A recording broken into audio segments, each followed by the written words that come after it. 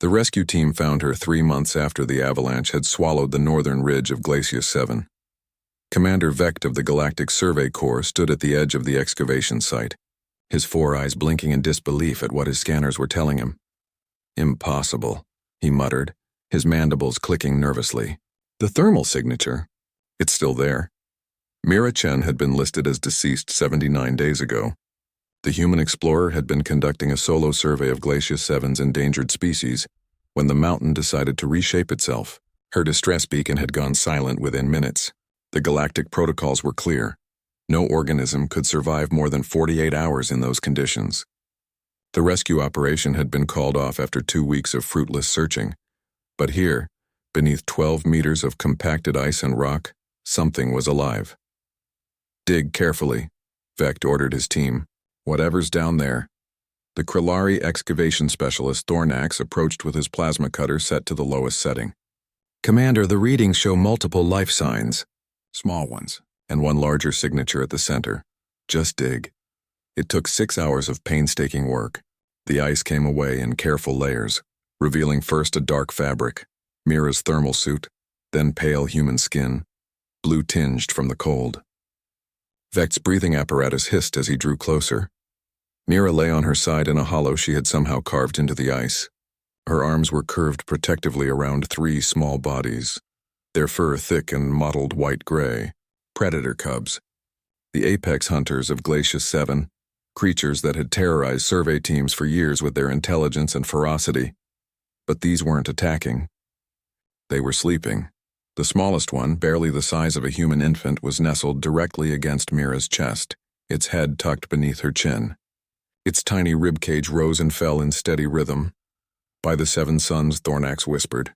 "She's still breathing." The medical team swarmed forward. Dr. Callis, a Xanthari physician with centuries of experience, ran her scanner over Mira's body and made a sound that translated roughly to profound confusion. "Her core temperature is 28 degrees Celsius. That's catastrophically hypothermic for a human. Her heart rate is 12 beats per minute. She should be dead." Callis's tentacles trembled as she worked. "But her brain activity, it's there. Reduced but present. She's in some kind of hibernation state." "Humans don't hibernate," Vecht said. "This one did." Callis carefully began attaching warming blankets and IV lines. And somehow she kept these cubs alive too. The story emerged over the following weeks as Mira slowly recovered in the medical facility on the orbital station. The galactic community watched, fascinated and horrified in equal measure, as the human woman regained consciousness and told her tale.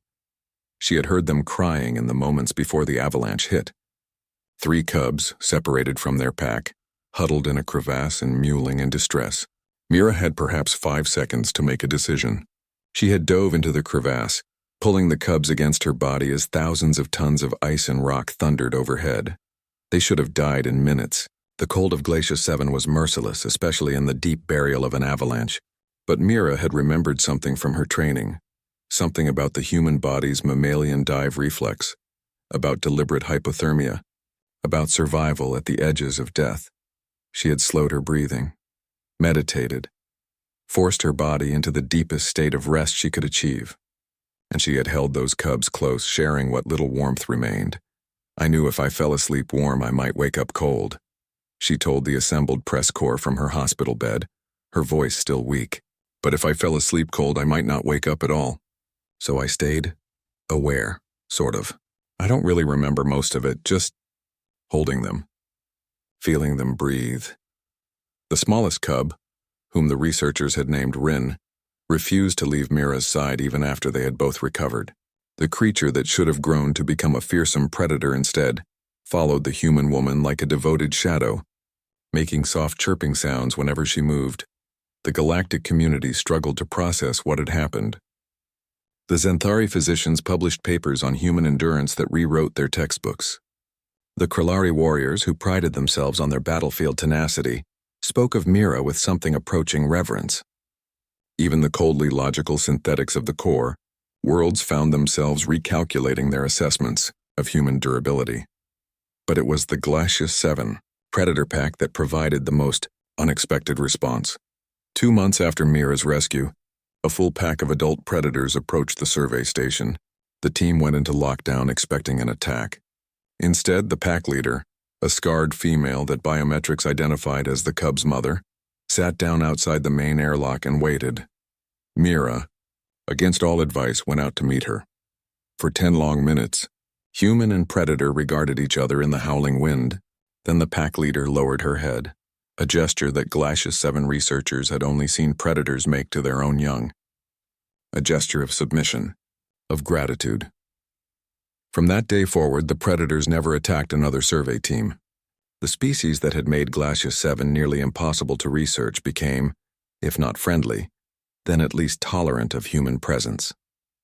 And always, wherever Mira went on the frozen world, she was accompanied by Rin, the smallest cub who had spent 3 months sleeping against her chest, feeling her heart beat slow but steady in the darkness. Commander Vecht filed his final report with a statement that would be quoted in xenobiology classes for generations. Humans possess no natural armor, no venom, no enhanced strength, but they have something perhaps more dangerous, an irrational refusal to accept death, and an even more irrational compulsion to protect the helpless, even at the cost of their own survival. We called off the search because no one could survive those conditions. We forgot that humans don't always respect what's possible. Mira never considered herself a hero. But across the galaxy in 100 different languages and forms, beings spoke of the human who had died to save 3 cubs that weren't even her own species, and who had somehow refused to stay dead. On Glacius 7, where the wind howled eternal and the ice remembered everything, a new legend was born. The predators would speak of it in their own way. Passed down through generations, the story of the small, warm creature who had held their young close when the mountain fell, and who had breathed life into death itself. And Rin, smallest of the saved, slept each night as he always had, with his head against Mira's chest, listening to the heart that had refused to stop beating.